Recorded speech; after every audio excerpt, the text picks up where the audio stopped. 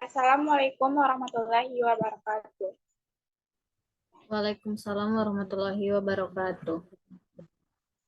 Pertama-tama, marilah kita panjatkan puji beserta syukur kepada Allah Subhanahu wa Ta'ala.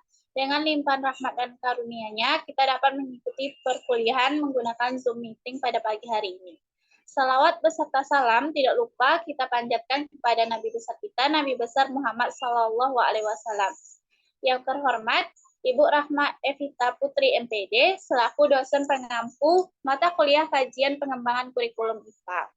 Baiklah, kami dari kelompok 2 yang beranggotakan saya sendiri, Najma Yati Aulia dengan NIM 22231075 sebagai moderator, dan rekan saya, Evita Sari dengan NIM 22231010, Pio Jalila dengan NIM 22231013, dan Ade Asifah Sihombing dengan NIM 20231001.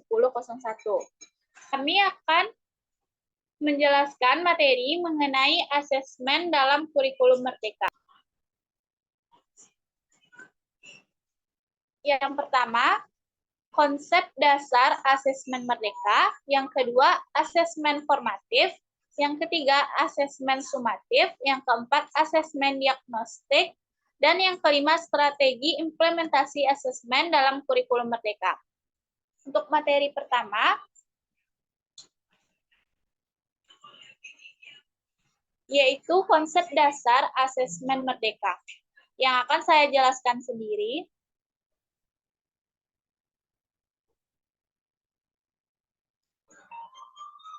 Asesmen adalah aktivitas yang menjadi kesatuan dalam proses pembelajaran. Asesmen dilakukan untuk mencari bukti ataupun dasar pengembangan tentang ketercapaian tujuan pembelajaran. Prinsip asesmen. Yang pertama, asesmen merupakan bagian terpadu dari proses pembelajaran, fasilitas pembelajaran, dan penyediaan informasi yang holistik sebagai umpan balik untuk pendidik, peserta didik, dan orang tua agar dapat memandu mereka dalam menentukan strategi pembelajaran selanjutnya. Yang kedua, asesmen dirancang dan dilakukan sesuai dengan fungsi asesmen tersebut dengan keleluasaan untuk menentukan teknik dan waktu pelaksanaan asesmen agar efektif mencapai tujuan pembelajaran. Yang ketiga, asesmen dirancang secara adil, proporsional, valid, dan dapat dipercaya untuk menjelaskan kemajuan belajar, menentukan keputusan tentang langkah dan sebagai dasar untuk menyusun program pembelajaran yang sesuai untuk selanjutnya.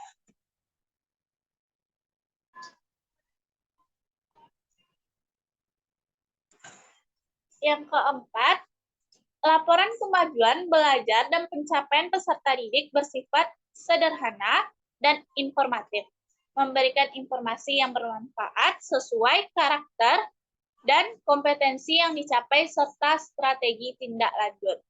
Dan yang terakhir yaitu hasil asesmen digunakan oleh peserta didik, pendidik, tenaga kependidikan, dan orang tua atau wali sebagai bahan refleksi untuk meningkatkan mutu pembelajaran.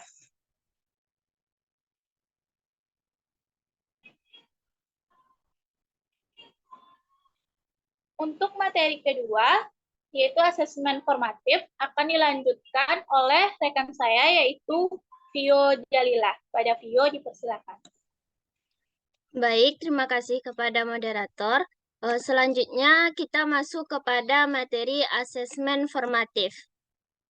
Di mana asesmen formatif ini adalah penilaian atau yang bertujuan untuk memantau dan memperbaiki proses pembelajaran, serta mengevaluasi pencapaian tujuan pembelajaran. Sesuai dengan tujuannya, asesmen formatif dapat dilakukan di awal dan di sepanjang proses pembelajaran. Nah, ada beberapa hal yang perlu diperhatikan guru dalam merancang asesmen formatif. Di antaranya, yang pertama itu ada asesmen formatif tidak beresiko tinggi atau high stake. Yang kedua itu ada asesmen formatif dapat menggunakan berbagai teknik atau instrumen.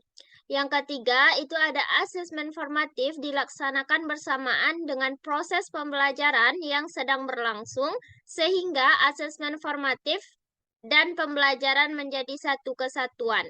Yang keempat, asesmen formatif dapat menggunakan metode yang sederhana. Yang kelima, asesmen formatif yang dilakukan di awal pembelajaran akan memberikan informasi kepada guru tentang kesiapan belajar murid. Dan yang terakhir itu ada instrumen asesmen yang digunakan dapat memberikan informasi tentang kekuatan, hal-hal yang masih perlu ditingkatkan oleh siswa, serta mengungkapkan cara untuk meningkatkan kualitas tulisan, karya, ataupun performa yang diberi umpan balik. Selanjutnya ada teknik pada asesmen formatif, di mana ada banyak teknik yang dapat digunakan untuk memperoleh atau mengelisitasi informasi atau data mengenai kemajuan penguasaan kompetensi peserta didik yang dipakai dalam asesmen formatif. Nah, McCarthy pada tahun 2017 itu merekomendasikan siklus penilaian formatif sebagai berikut. Yang pertama itu ada observasi atau pengamatan, di mana observasi ini adalah saat proses kegiatan belajar mengajar berlangsung. Observasi dapat dilakukan oleh pendidik untuk mengetahui apa yang sudah dan belum dikuasai oleh peserta didik. Nah, contohnya pada observasi ini ada catatan anekdot.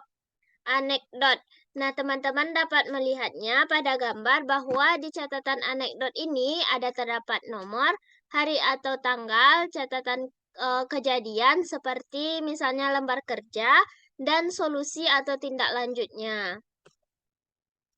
Yang kedua itu ada bertanya, yaitu jawaban peserta didik terhadap pertanyaan pendidik dapat memberikan gambaran yang baik tentang kemajuan penguasaan kompetensi mereka.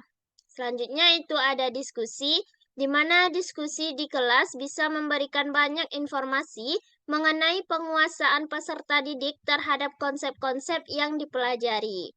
Selanjutnya itu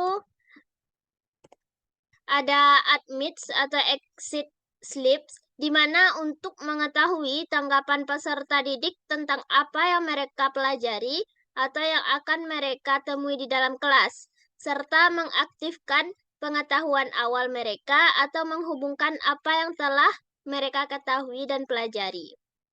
Selanjutnya itu ada lembar refleksi, di mana lembar refleksi ini digunakan oleh peserta didik untuk mencatat proses yang mereka lalui dalam mempelajari sesuatu dan apa yang dapat mereka peroleh, sekaligus mencatat pertanyaan-pertanyaan yang perlu mereka temukan jawabannya. Nah, contohnya terlihat pada layar itu lembar refleksi ini ada nama, tanggal, dan juga pertanyaan seperti apa saja yang telah kamu pelajari, apa yang kamu kuasai, dan lain sebagainya. Selanjutnya itu ada penilaian diri dan penilaian antar teman, di mana hal ini menjadikan peserta didik mengevaluasi dirinya sendiri atau teman sekelasnya mengenai kemajuan belajarnya dan melakukan refleksi atas proses pembelajaran mereka. Nah, pada gambarnya ini petunjuknya misalnya berilah tanda centang pada kolom ya atau tidak pada tiap-tiap kolom. Contohnya yang pertama, saya dapat menyebutkan macam-macam bencana alam. Jika iya, centang pada kolom ya, dan jika tidak, centang pada kolom tidak. Selanjutnya itu ada penugasan, di mana pada asesmen formatif ini dapat dilakukan pendidik dengan cara memberi tugas yang dapat dikerjakan peserta didik sebagai pekerjaan rumah. Nah, apa saja faktor penting yang dapat meningkatkan pembelajaran melalui penilaian formatif ini? Nah, yaitu diantaranya yang pertama ada menyediakan umpan balik yang efektif untuk siswa. Yang kedua itu ada melibatkan siswa dalam pembelajaran secara aktif. Yang ketiga itu ada mengatur pembelajaran yang memungkinkan siswa memperoleh nilai baik ketika dilakukan penilaian. Yang keempat, memperkenalkan pengaruh besar penilaian terhadap motivasi. Dan yang terakhir, mempertimbangkan kebutuhan siswa untuk menilai dirinya sendiri dan untuk memahami bagaimana cara meningkatkan hasil belajarnya. Mungkin sekian penjelasan materi dari Vio. Kembali ke moderator. Baiklah, terima kasih kepada Vio. Selanjutnya, materi asesmen sumatif yang akan dijelaskan oleh Ade Asifa Sulinoti. Pada Kak Ade, disilakan. Baik, terima kasih kepada moderator yang telah mempersilahkan saya. Selanjutnya saya akan menjelaskan tentang asesmen sumatif. Asesmen sumatif pada jenjang pendidikan dasar atau menengah bertujuan untuk menilai pencapaian tujuan pembelajaran atau capaian pembelajaran murid sebagai dasar penentu kenaikan kelas atau kelulusan dari suatu pendidikan. Penilaian pencapaian hasil belajar murid dilakukan dengan membandingkan pencapaian hasil belajar murid dengan kriteria ketercapaian tujuan pembelajaran.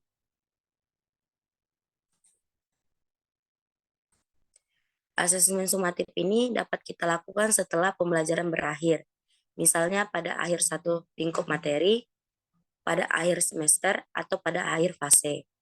Asesmen sumatif ini, pendidik dapat menggunakan teknik dan instrumen yang beragam, tidak hanya berupa tes, namun dapat menggunakan observasi dan performa seperti praktik atau menghasilkan produk dan membuat portofolio. Nah, fungsi untuk guru dan murid pada asesmen formatif, untuk guru mengawasi pembelajaran murid, memastikan perkembangan murid, mengecek pemahaman murid. Sedangkan untuk murid, menguasai pembelajaran sendiri, membangun pengetahuan, mengidentifikasi kekuatan dan kelemahan, meningkatkan kemampuan. Sedangkan fungsi guru dan murid pada asesmen sumatif, untuk guru mengukur apakah murid sudah memenuhi capaian pembelajaran dan sejauh mana bisa mencapai akhir untuk pembelajaran, meningkatkan pengajaran dan pembelajaran selanjutnya. Sedangkan untuk murid, memahami performa di akhir unit pembelajaran, memahami apakah mereka sudah memenuhi capaian pembelajaran dan sejauh mana sudah mencapai akhir untuk pembelajaran. Nah, kedua asesmen ini saling berhubungan, merupakan cara untuk penilaian pembelajaran murid, merupakan kemampuan untuk menerima dan memberikan umpan balik, merupakan cara untuk mengevaluasi keaktifan pengajaran dan pembelajaran. Nah, contoh bentuk asesmen formatif dan sumatif ini terbagi antara dua. Yang pertama secara tertulis dan yang kedua tidak tertulis. Untuk contoh asesmen formatif dan sumatif yang tertulis dapat seperti diskusi kelas, drama, penilaian produk, presentasi, dan tes lisan. Sedangkan contoh penilaian formatif dan sumatif pada asesmen tidak tertulis, contohnya refleksi, jurnal, poster, dan tes tertulis. Sekian penjelasan saya mengenai asesmen sumatif. Saya kembalikan kepada moderator. Baiklah, terima kasih kepada Kak Ade Asifa Sulinoti. Materi selanjutnya akan dijelaskan oleh Evita Sari. Kepada Evita Sari, disilakan.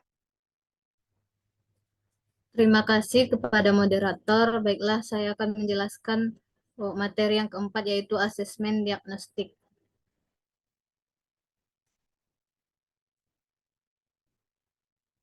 Nah, yang disebut dengan asesmen diagnostik menurut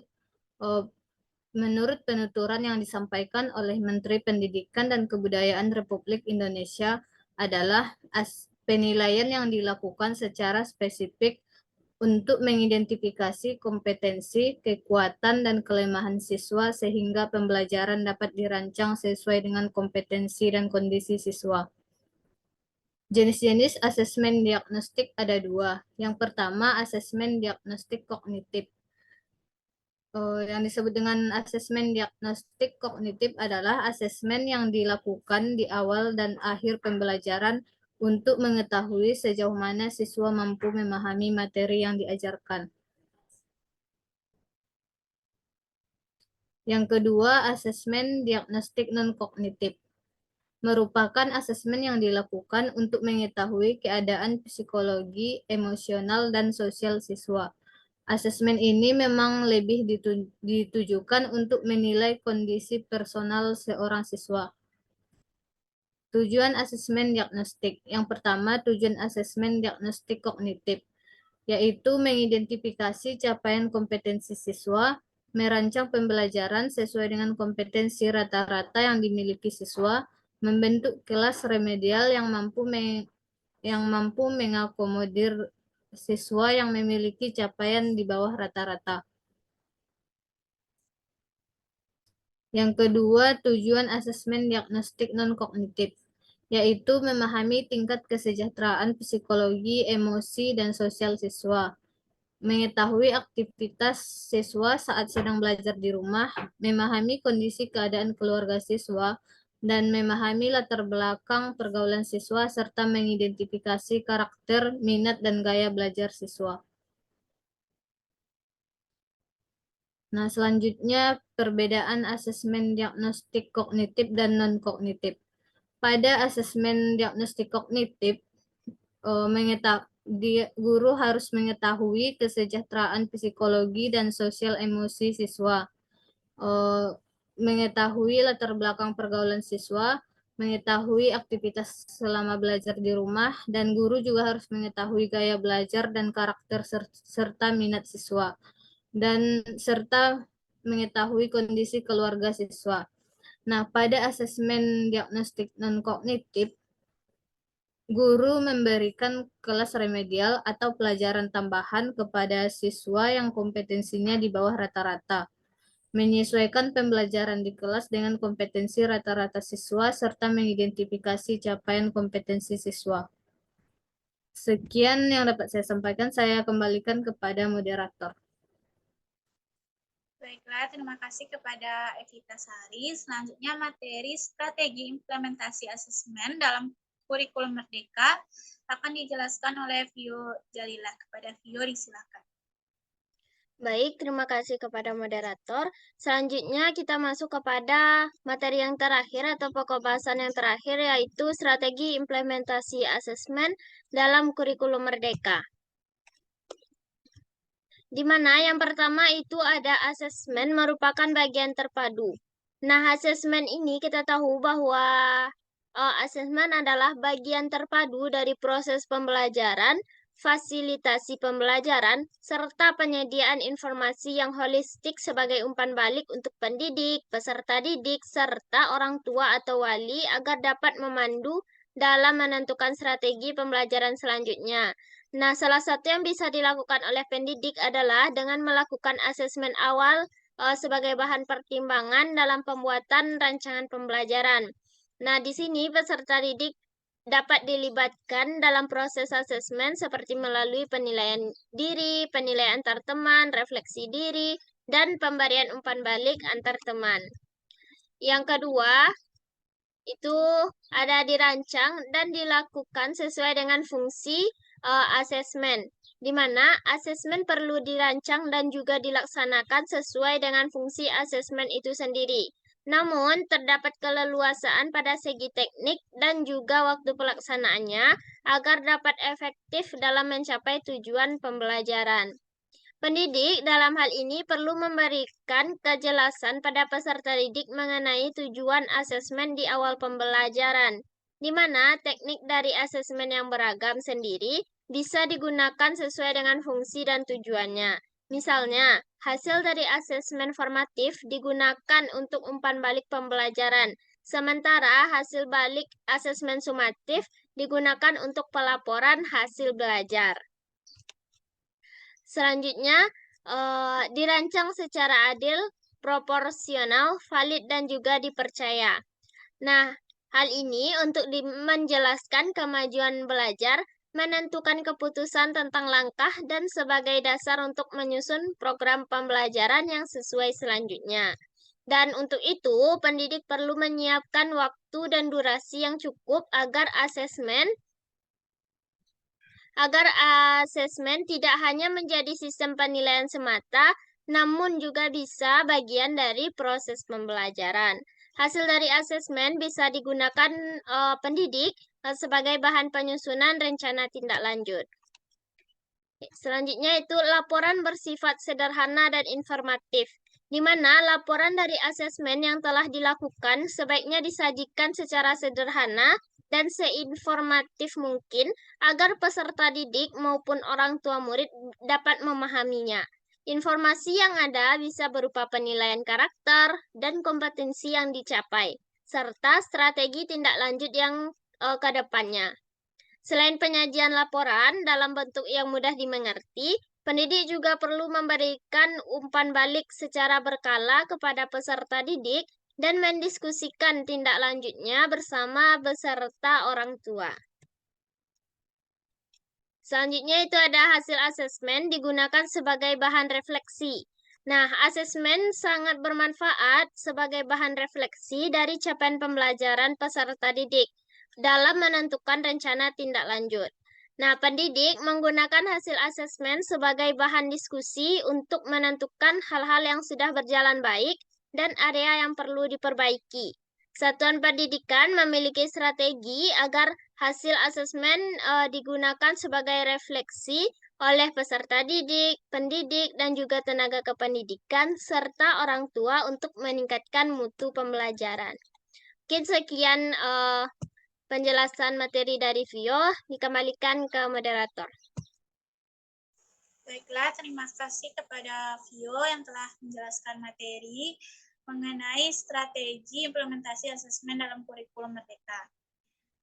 Sekian presentasi dari kelompok 2 dengan materi asesmen dalam kurikulum Merdeka. Mohon maaf apabila ada kesalahan maupun kekurangan. Saya sudahi. Wassalamualaikum warahmatullahi wabarakatuh.